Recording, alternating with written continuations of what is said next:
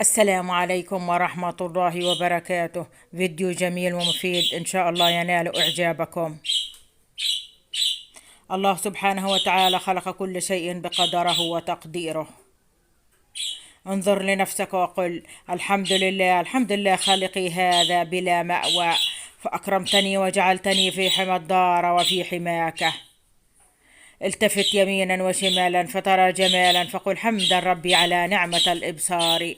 وأقبل وامشي وسر بخطاك في طريقك وقل حمدا ربي على قدماي أخطو بها في طريق العارفين. واسمع كلام الطيبين واشكر خالقا للسمع والإبصار. تكلم بكلام الصالحين واحفظ لسانك واحمد الله لتفوز بجنات النعيم. الحمد لله على نعم غيرك محروم منها. اللهم عافينا في سمعنا وبصرنا وقوتنا واحفظنا مدى حياتنا. أستغفر الله وأتوب إليه.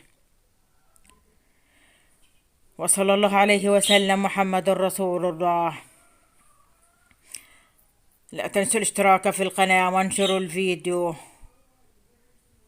أسعدكم الله ووفقكم وجزاكم الله كل الخير. وما توفيقي إلا بالله، وما توفيقي إلا بالله، وما توفيقي إلا بالله.